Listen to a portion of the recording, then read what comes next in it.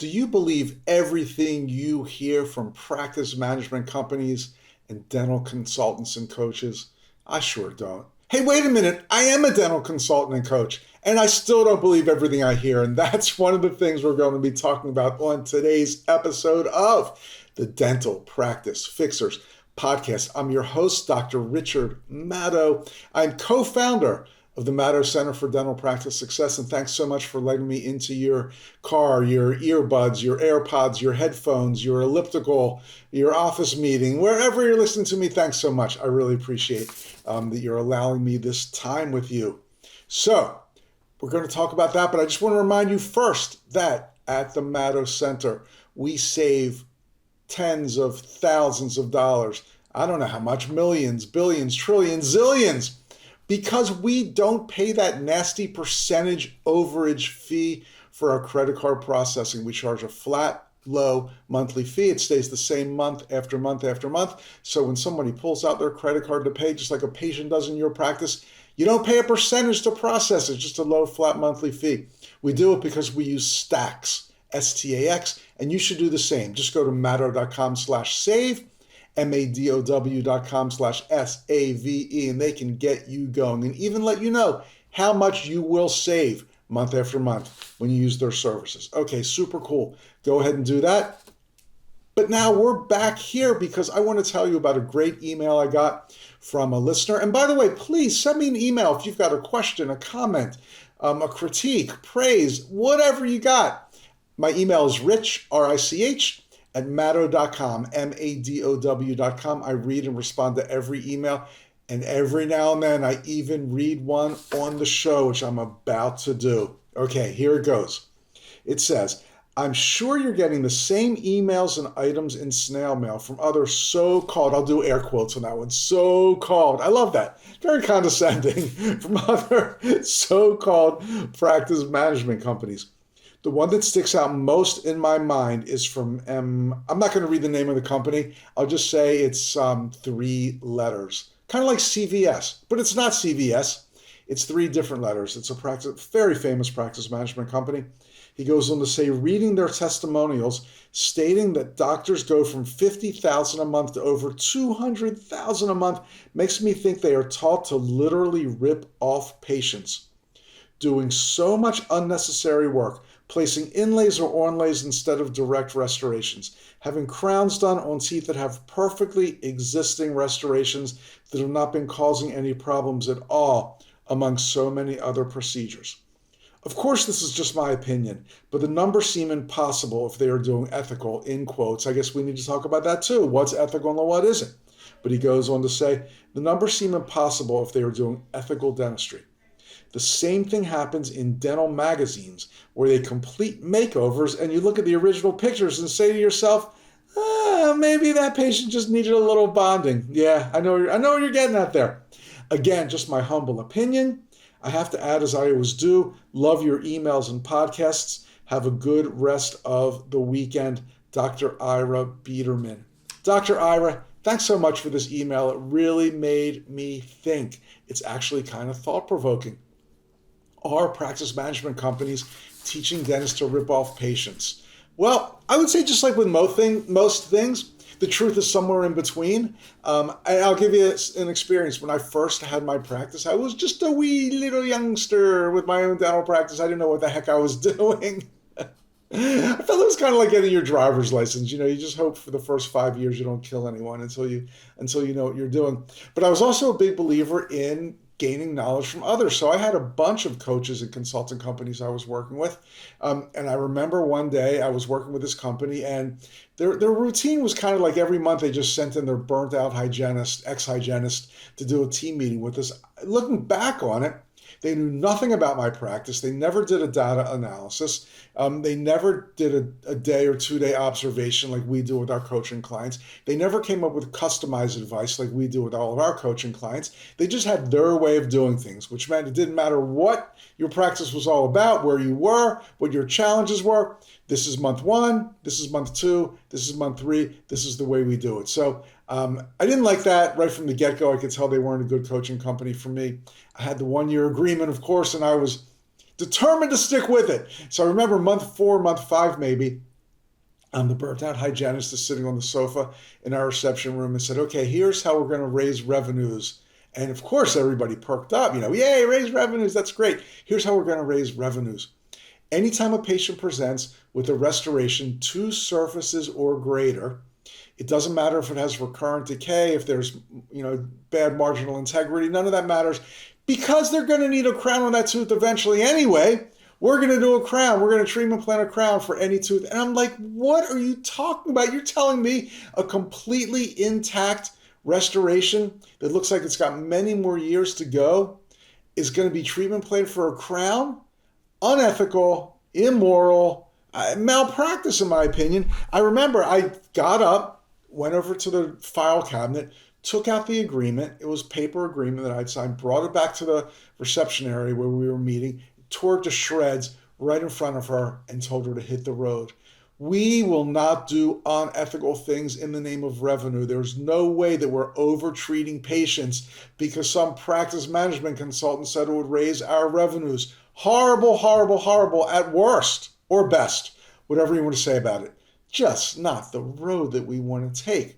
So to Dr. Biederman's point, are some practice management companies teaching us to be way too aggressive when a more conservative treatment would be the optimum treatment? Absolutely. And I'll tell you something else about this practice management company I was utilizing. Not a dentist in sight. The owner and founder was not a dentist. The people I met with, I don't think there were any dentists involved in the management or corporate structure of this dental practice management company. Looking back on it, that also makes no sense. There's something about, being a dentist or someone on a dental team. We know what it's like. We know what it's like to prep a crown on the distal of number 2 with a squirming patient. We know what it's like to fight with an insurance company. We know what it's like to treat a patient who doesn't want to be there, which is most of our patients.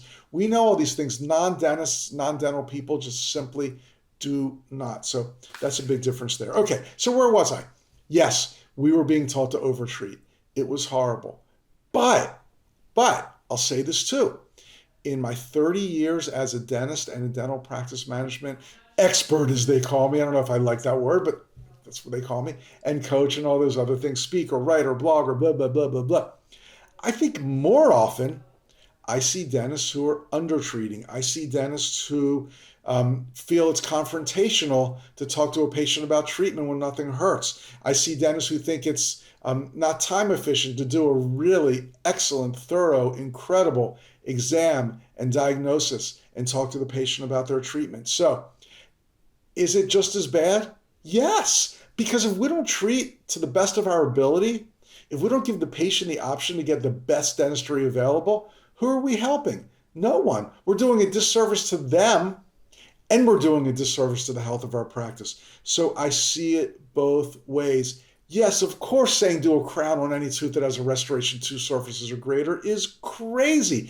I say that if a company's telling you can go from $50K a month to $200K a month in a matter of a few months, yeah, I'd say there's a good chance they are recommending horrendous, unethical overtreatment. I'm not there at the meeting, so I can't say I'm 100% sure, but I would say there's a really, really, really good chance. But it's just as bad, if not worse, if you look at your perio percentage and you're just not treating patients for periodontal disease. And don't tell me patients in your town and in your practice don't have periodontal disease. That is BS. When we look at the data, depending on who you believe, where anywhere from 50 to 70 to 80% of the adult population has some form of periodontal disease, and then we do a data analysis and find that a practice has a perio percentage of 5%, they're under-treating. Why? Because it's easier to just do a pocket, probe a few pockets and here and there, not do a full mouth probing, and then just do a bloody prophy and tell the patient everything's fine, just brush and floss a little better. Yeah, that's easier, but who does it help? It doesn't help the patient who has periodontal disease that's not being controlled. It doesn't help the practice who's giving away possibly their hygienist's excellent service and only billing for a prophy. It helps no one. So, again, Dr. Ira, I really appreciate this email, and I think we have to look at both sides of the spectrum. And don't forget that we need to be ethical at all times, but we also need to provide the absolute best treatment possible for all of our patients. And I also think it's really dangerous, and I've heard a ton of people do this, to look at the best dental practice in town by whatever parameter, but let's just say by revenue, a super high revenue practice in your town. And maybe the dentist is a little bit of a hotshot and they're driving around in a fancy car and they've got the big house with the beautiful landscaping, et cetera, et cetera. That's a topic for another time. But we look at that dentist and assume they're unethical or assume they're a shitty dentist. And that's really dangerous because you can, and I've seen it tons of times, have the best practice in town, highest revenues in town, and be a great dentist and be doing incredible service for your patients. So in my opinion, that's just sour grapes to look at a dentist who's much more successful than you are and say, oh, they must be unethical or oh, they must be a lousy dentist. No, no, no, no, no. Sure, you see unethical and lousy dentists and the best and the worst practices and everything in between, but you also see ethical and great dentists in all different types of practice. So let's not make that assumption either. Wow, you got me on a roll here, man. This is really important stuff, and I'm so glad that we got the chance to discuss it. Really, really interesting. Okay, as you know, on the Dental Practice Fixers podcast, one of the things we're known for is our secret shopper calls or mystery shopper calls, whatever you want to call them. I've heard them called both, and we're about to do those in a second. So for this episode's calls, I asked a question. Is it an easy question to answer? I don't know. Maybe there's no such thing as an easy question. I asked if it's possible to get a cavity under an existing restoration or an old filling, as a patient would call it. Good question, right? Now think about it. Why would somebody call a dental office and ask if it's possible to get a cavity under an old filling or a new filling? Because they think they have an area that needs to be treated. So of course we will offer this potential patient an opportunity to come into our practice so we can give it a look, right? Won't we? Won't we? Won't we? We're going to find out in a second. But speaking of questions, I got something really special for all of our podcast listeners. It's called the Dirty Dozen. How to answer the most difficult questions that patients ask. I put together this report, if you want to call it, and it's got 12 of our favorite questions. Things like, why didn't my last dentist tell me this? Can I just get a regular cleaning? This is a patient with perio disease asking. How long will this crown last? One of our favorites of all time. Can I come to your practice and I'm not on the insurance list that I see? You don't take my insurance. Can I still come to your practice? 12 of the most difficult and most frequently asked questions. I got this report just for you. Go to matto.com/ask. matto.com/ASK. And we'll get it sent right out to you via email. I know it'll be great for a team meeting, great for everybody on the practice to get on the same page, as they say, when patients ask these difficult questions. And my answers are the kind of answers that lead the patient towards treatment or making an appointment or doing something positive that we want them to do. So again, go to matto.com/ask. ASK. Okay, now over here to Command Central. We've got 4 calls today. Can you get a cavity under a filling? Let's see what our random offices have to say. Morning. Thank you for calling Dr. Dental Studio. This is Emily. How can I help you? Hey, I have a question for you. Is it possible to get a cavity under a filling? Yes, sir. That can be possible. Is it something you're in pain? Is it something you need looked at? It's certainly not painful. I just have an old filling, and I think another dentist told me I had a cavity under it. It wasn't that long ago, but I guess I always thought a filling was somewhat of a permanent solution. But it is possible to get a cavity there. It sounds like. Yes, sir. It's not very often that it happens, but it's definitely possible. Especially if it was to get loose and something get up under there, because sometimes you can't tell it's loose. Because it's not falling out or anything like that. But it's definitely possible. Even though it's not common, definitely possible. Okay, good. Well, thank you so much. Absolutely, sir. If you need anything, let us know. All right, definitely will. Thank you. Thank you. Bye. Bye. Yes, I do need something. I'm letting you know. Why are you hanging up on me and telling me to call back if I need something? Obviously, I have this question, probably pertains to me, maybe someone in my family, but somebody wants to know if you can get a cavity under an old filling. Why not invite me in for a free consult, a look-see, an exam, whatever your policy is. Get me in there. Well, didn't even get my name and contact information. And maybe a little misinformation. Oh, yeah, the filling can get loose. It's not that common, whatever. It doesn't even matter if she invited me in. None of that stuff matters. Okay, let's try again.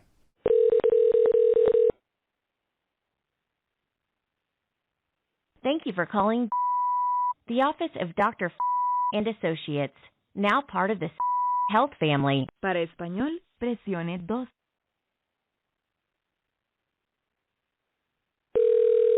To schedule a new appointment, press 2. To confirm, cancel, or change an existing appointment, press 3. To make a payment, billing, contract, or other customer service questions, press 4.